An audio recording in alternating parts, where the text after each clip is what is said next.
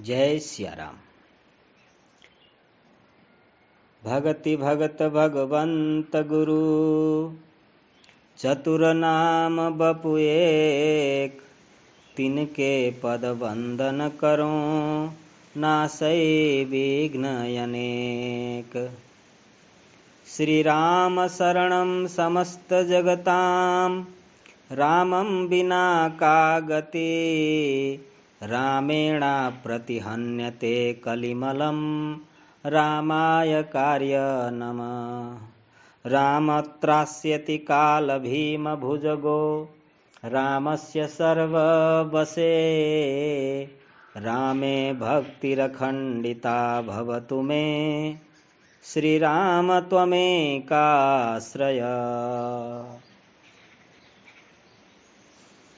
श्री गुरु चरण सरोज रज, निज मन मुकुर सुधार।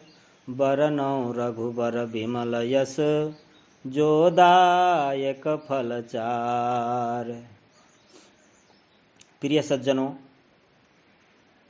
शांत मन से समय निकालकर अवश्य सुने। आज का विषय है प्रतीक्षा। सज्जनों,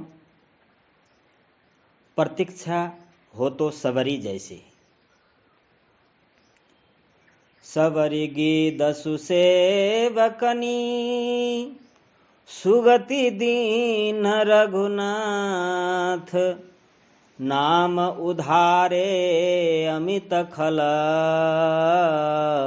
वेद विदित गुण गाथ।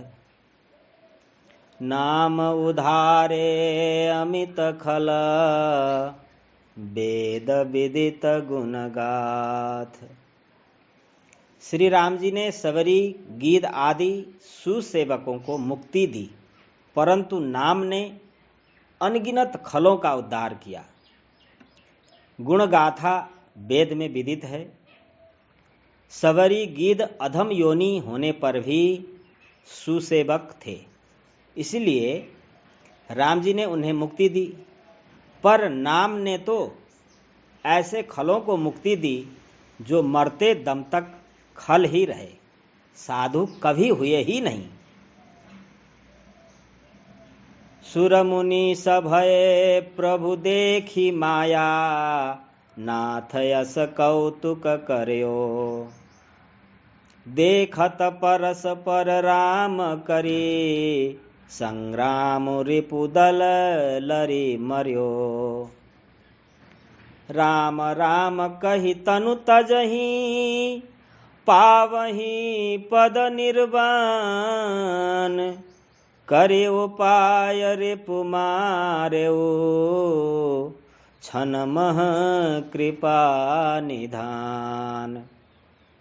नाम की गुणगाथा वेदों में कही गई है, अतः उनमें शंका की कोई स्थान नहीं है।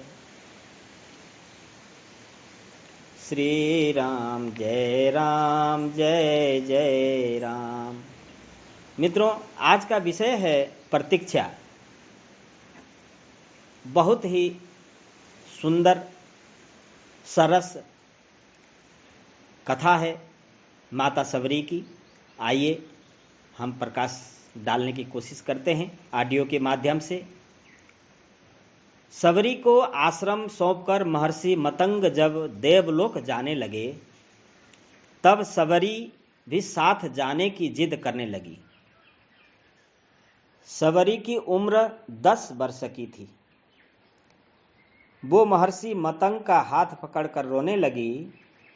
महर्षि सबरी को रोते देख व्याकुल हो उठे।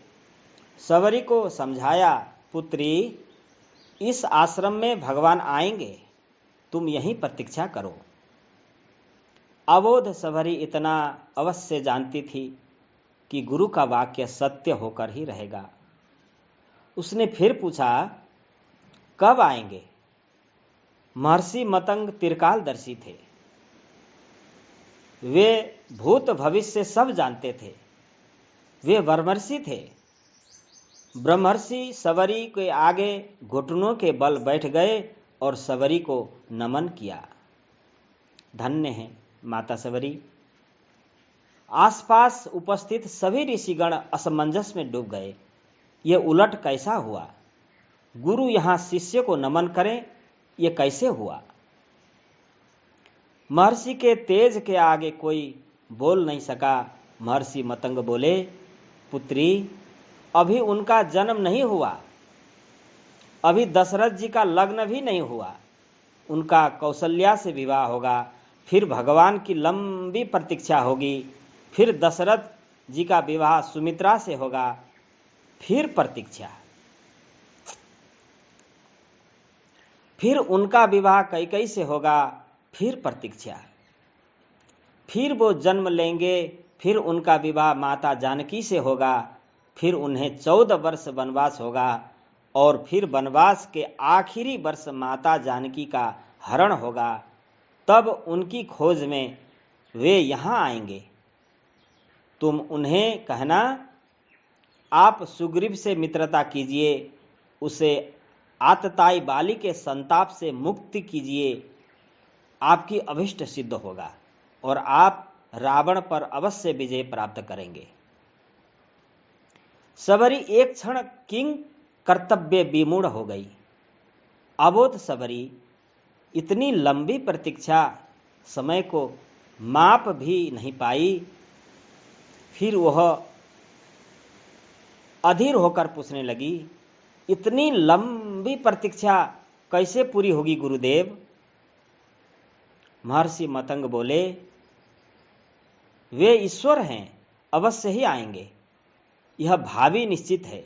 लेकिन यदि उनकी इच्छा हुई तो काल दर्शन के इस विज्ञान को परे रखकर वे कभी भी आ सकते हैं, लेकिन आएंगे अवश्य। जन्म मरण से परे उन्हें जब जरूरत हुई तो प्रहलाद के लिए खंबे से भी निकल आए। इसलिए प्रतीक्षा करना, वे कभी भी आ सकते हैं। तीनों काल तुम्हारे गुरु के रूप में मुझे याद रखेंगे। याद यही मेरे तप का फल है, शायद यही मेरे तप का फल है। सबरी गुरु के आदेश को मान वहीं आश्रम में रुक गई। उसे हर दिन प्रभु श्री राम की प्रतीक्षा रहती थी। वह जानती थी समय का चक्र उसकी उंगली पर नाचता है, वे कभी भी आ सकते हैं। हर रोज रास्ते में फूल बिछाती है और हर क्षण प्रतीक्षा करती है, कभी भी आ सकते हैं। हर तरफ फूल बिछाकर हर प्रतीक्षा सबरी बूढ़ी हो गई, लेकिन प्रतीक्षा उसी अबोध चित्त से कर रही है। एक और एक दिन उसके बिछाए फूलों पर प्रभु श्री राम के चरण पड़े।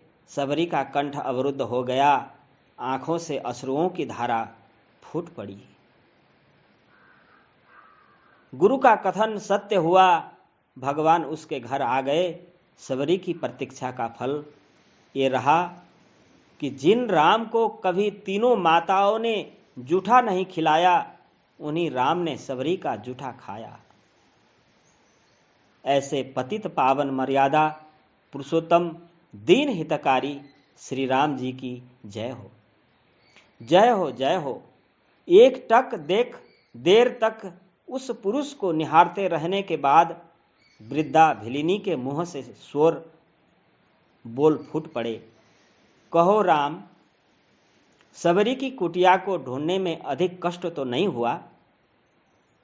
राम मुस्कुराए, यहां तो आना ही था मां, कष्ट का क्या मोल। जानते हो राम, तुम्हारी प्रतीक्षा तब से कर रही हूं जब तुम जन्मे भी नहीं थे। यह भी नहीं जानती थी कि तुम कौन हो, कैसे दिखते हो, क्यों आओगे मेरे पास। बस इतना ज्ञात था कि कोई पुरुषोत्तम आएगा जो मेरी प्रतीक्षा का अंत करेगा। राम ने कहा, तभी तो मेरे जन्म के पूर्व ही तय हो चुका था कि राम को सबरी के आश्रम में जाना है। आहा, एक बात बताऊं प्रभु, भक्ति में दो प्रकार की शरणागति होती है। पहली बानरी भाव और दूसरी मार्जरी भाव। बंदर का बच्चा अपनी पूरी शक्ति लगाकर अपनी मां का पेट पकड़े रहता है ताकि गिर न जाए। उसे सबसे अधिक भरोसा मां पर ही होता है और वह उसे पूरी शक्ति से पकड़े रहता है। यही भक्ति का भी एक भाव है, जिससे भक्त अपने ईश्वर को पूरी शक्ति से पकड़े रहता है, दिन रात उसकी आराधना करता रहता है। यह है बानरी भाव। पर मैंने यह भाव नहीं अपनाया। मैं तो उस बिल्ली के बच्चे की भांति थी जो अपनी मां को पकड़ता ही नहीं, बल्कि निश्चिंत बैठा रहता है कि मां है ना, वह स्वयं ही मेरा रक्षा करेगी। और मां सचमुच उसे अपने मुंह में टांग कर घूमती है। मैं भी निश्चिंत थी कि तुम आओगे ही, तुम्हें क्या पकड़ना। यह है मार्जरी भाव। राम मुस्कुरा कर रह गए। भिलिनी ने पुनः कहा, सोच रही हूं बुराई में भी तनिक अच्छाई छिपी होती है ना। कहां सुदूर उत्तर के तुम और कहां घोर दक्षिण के मैं। तुम प्रतिष्ठित रघुकुल के भविष्य, मैं वन की भिलिनी। यदि रावण का अंत नहीं करना होता तो तुम कहां से आते। राम गंभीर हुए और कहा, भ्रम में न पड़ो मां। राम क्या रावण का वध करने आया है। रावण का वध तो लक्ष्मण अपने पैर से बाण चलाकर भी कर सकता है। राम हजारों कोस चलकर इस गहन वन में आया है तो केवल तुमसे मिलने आया है मां, ताकि सहस्रों वर्षों के बाद भी जब कोई भारत के अस्तित्व पर प्रश्न खड़ा करे तो इतिहास चिल्ला कर उत्तर दे कि इस राष्ट्र को क्षत्रिय राम और उसकी भिलिनी मां ने मिलकर गढ़ा था। जब कोई भारत की परंपराओं पर उंगली उठाए तो काल उसका गला पकड़कर कहे कि नहीं, यह एकमात्र ऐसी सभ्यता है जहां एक राजपुत्र वन में प्रतीक्षा करती एक वनवासिनी से भेंट करने के लिए 14 वर्ष का वनवास स्वीकार करता है। राम वन में बस इसलिए आया है ताकि जब युगों का इतिहास लिखा जाए तो उसमें अंकित हो कि शासन, प्रशासन और सत्ता जब पैदल चलकर वन में रहने वाले समाज के अंतिम व्यक्ति तक पहुंचे तब वह राम राज्य है।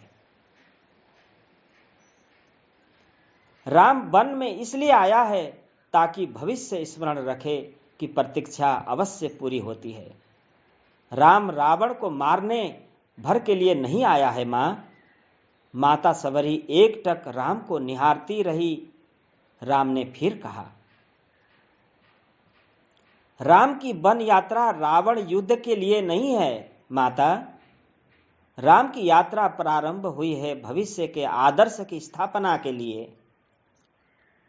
राम राजमहल से निकलता है ताकि विश्व को संदेश दे सके कि एक मां की अवांछनीय इच्छाओं को भी पूरा करना ही राम होना है। राम निकलता है ताकि भारत विश्व को सीख दे सके कि किसी सीता के अपमान का दंड असभ्य रावण के पूरे साम्राज्य के विध्वंस से पूरा होता है। राम आया है ताकि भारत विश्व को बता सके कि अन्याय और आतंक का अंत करना ही धर्म है। राम आया है ताकि भारत विश्व को सदैव के लिए सीख दे सके कि विदेश में बैठे शत्रु की समाप्ति के लिए आवश्यक है कि पहले देश में बैठे उसकी समर्थक सुपर्णखाओं की नाक काटी जाए और खर दुश्मनों का घमंड तोड़ा जाए।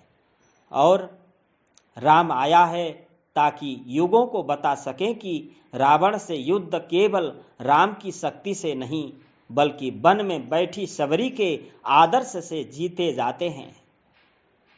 सबरी की आंखों में जल भर आया। उसने बात बदल कर कहा, बेर खाओगे राम?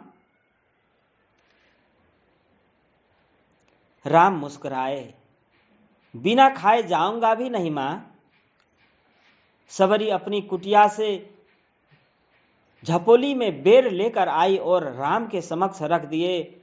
राम और लक्ष्मण खाने लगे तो कहा, बेर मीठे हैं न प्रभु? यहां आकर मीठे और खट्टे का भेद भूल गया हूं मां।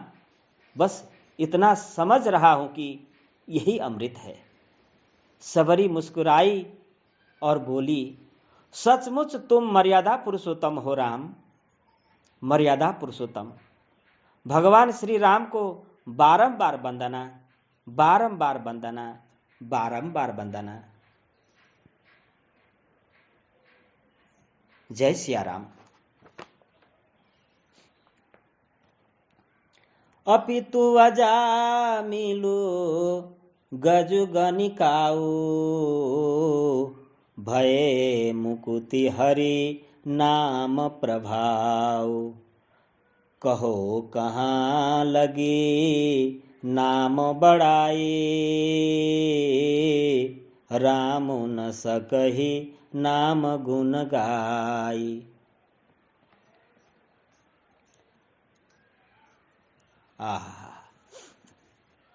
पतित अजामिल गज गणिका भी हरिनाम के प्रभाव से मुक्त हो गए। मैं नाम की बड़ाई कहाँ तक कहूँ, नाम के गुणों को स्वयं राम भी नहीं गान कर सकते। अजामिल गज गणिका सभी साधनों से रहित थे, इसलिए उन्हें अपत्र कहा। ये केवल नाम के प्रभाव से मुक्त हुए। अत नाम उधारे अमित खल, वेद विदित गुणगाथ का उदाहरण है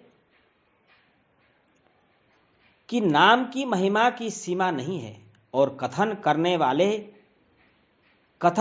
का अर्थ ही सीमित करना है। चाहे कितना ही बड़ा वक्ता हो, स्वयं राम ही क्यों न हो, जब किसी वस्तु का कथन करेंगे तो उसे सीमित करना पड़ेगा।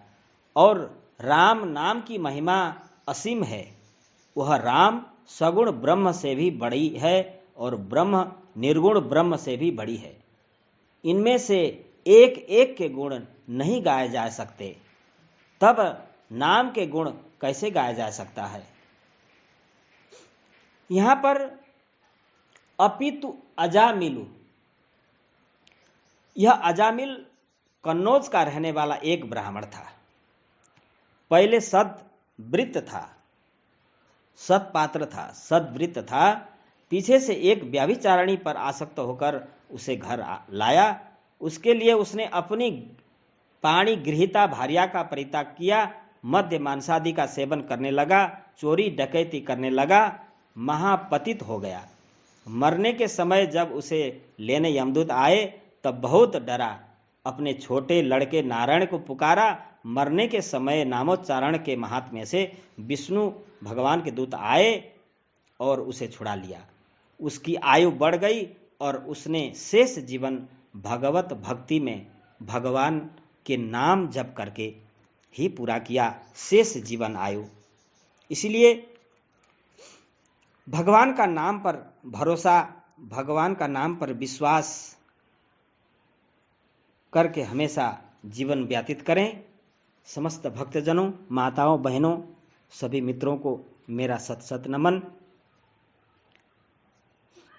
श्री राम जय जय राम, श्री राम जय जय राम। सीता राम चरण रति मोरे, अनुदिन बड़ो अनुग्रह तोरे। श्री राम जय जय राम, श्री राम जय जय राम। सीताराम जय सीताराम, सीताराम जय सीताराम।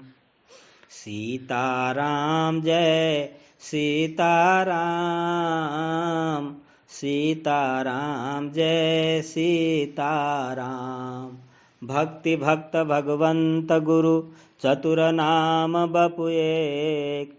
तिनके पद वंदन करो नासै विघ्न अनेक। श्यावर रामचंद्र जी की जय।